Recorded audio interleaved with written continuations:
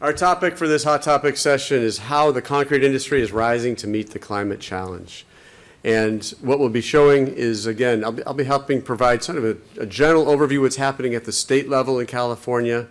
We'll then have Nathan Forrest, who's also with the California Nevada Cement Association, our technical director, explain some of the things that are happening at the local level and also some of the commitments being made by design firms that are pushing the envelope and how we're responding. And then what I think is going to be especially helpful is that we will hear directly from a cement producer. So Gary Kirk from Cal Portland will talk about what his company is doing here in California regarding meeting the climate challenges that are specific to this state, but familiar to everyone in the room. And then lastly, we'll hear from our cleanup hitter, Jim Little, with National Ready Mix out of the LA area. So he will be talking about Ready Mix in this context. So what I'll do, I'll just kick off with a few slides to get started, and then we'll pass it over to our panelists. And here you'll see a few of the things. These are the presenters and the topics we'll each be covering. I already introduced the panelists for this evening, and I'll jump right in.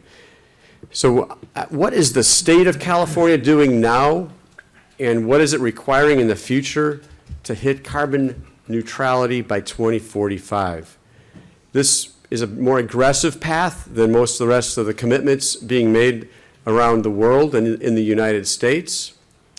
But I thought I'd give you a little bit of perspective about how things look here in California. So in 2006, we passed the Global Warming Solutions Act, which required by law that the state of California meet 1990 level emissions by 2020. And that was passed and met. It's also when the cap and trade program was implemented in the state of California. So that's been in place since about 2007. And this slide shows you where we're going from here. So you can see where the state was approximately in 2020. Where we need to be by law in 2030 is 40% below 1990 emission levels for CO2.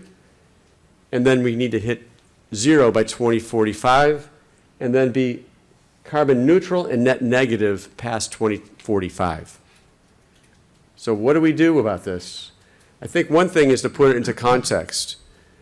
Just within the last 2 weeks, there was a comment made in the legislature here that cement creates 8% of California's greenhouse gas emissions. If the state agrees to believe in that, or anyone else, they're making assumptions that are unrealistic. In the state of California, you can see where the greenhouse gas emission profiles come from as of 2020, and we're up over here in this left-hand corner at 2%. That's a little higher than the national average, it was closer to 1.5%, but this is what the target is. Cement is the regulated entity in California, not concrete, and cement is what our association focuses on particularly, the California Nevada Cement Association. So what I'd like to tell you about is what we've committed to do.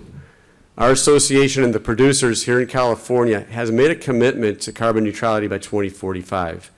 And the reason for that is that we were seeing legislation year after year trying to come up with a fix for helping our industry achieve this goal. But in certain cases, I'll mention one as an example, we were dealing with a group of NGOs that were trying to come up with 2030 objectives of reducing CO2 by 50% in our industry. And even on the third revision of their policy that they were working on, they were still getting cement and concrete mixed up. It was very frustrating. So what we decided to do was, that was happening and we were frustrated by others trying to really shape our future.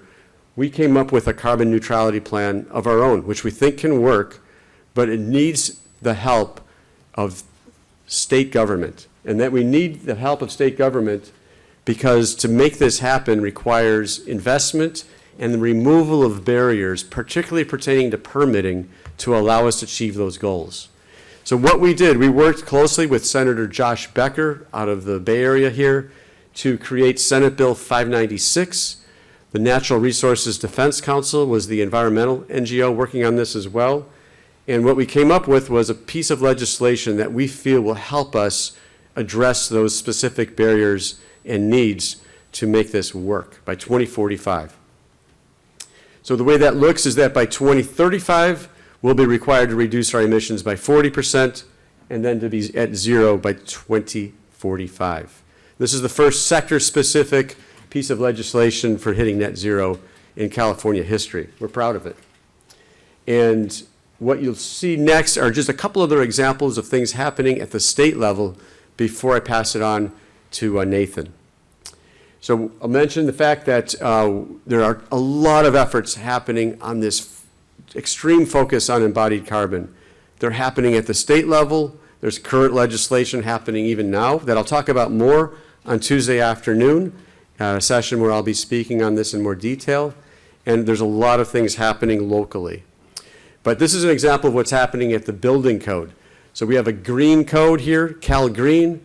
It's now going through an interim cycle, and in that cycle, this proposal has mandatory carbon reductions for maximum global warming potential limits on concrete mixes, and includes a voluntary provision using whole building life cycle analysis.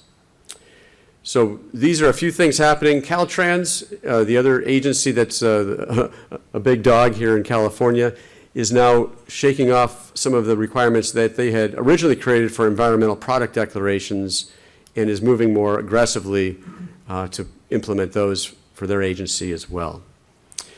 So with that, I'm going to stop giving my introductory remarks after giving the big picture, but I thought before I do, I'll just double check. I'm going to do this after every presentation that we'll give tonight. Does anyone in the room have any questions of me? Yes. Your slide about the percentage, you're only doing 2%. What are the other industries, if you can comment on, are doing to actually help reduce that same global warming percentage? Yeah, that one. This one? If you're only 2%, what are some of the other agencies doing? Because you're saying there's a mandate, it appears in California here, to reduce all the greenhouse gases to a certain level by 2045, 2050. Correct. What are the other industries doing to help alleviate that? Well, for one thing, if you look at transportation here, Yep. that's the big chunk. That's, as an example, no internal combustion engines can be, cars can be sold in California after 2035. That'd be one example. There's things happening in all of these areas. Thanks. Yes? Does the 2% include imported cement? No. This is what's produced in California. This is about 80% of Not what's used, just what's made. in California. Who made that chart? This is from the California Air Resources Board. In the back? Yes? On your next slide, you have for Caltrans, or maybe a couple of slides afterwards, you have for Caltrans that I think it's stating that they are requiring EPDs. My question for you is, what is being done to assist concrete producers as well as cement producers, particularly concrete producers, I'm going to say, the smaller ones, to develop the EPDs? Do they need to be third-party verified, or are they willing to accept like internal ones? This is a perfect question that I might ask Jim to answer.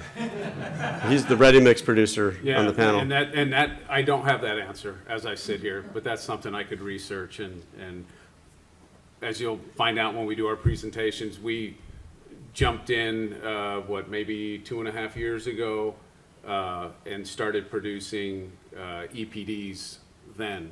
Mm-hmm. So we're all in, and I think what I'll do is I'll see if Nate has anything to add to the answer to that questions as we transition here. But thank you for the questions. Let's keep them going. All right, thank you. Yeah, just to add a little bit of color to that. To date, Caltrans has collected environmental product declarations on a voluntary basis on a handful of projects, but has not yet mandated them. And so they're not ready to mandate them yet. That's part of an ongoing process through a group that's called the Pavement Materials and Partnering Committee, which is a joint cooperative effort between industry and Caltrans. I don't know if that answers your question directly, but.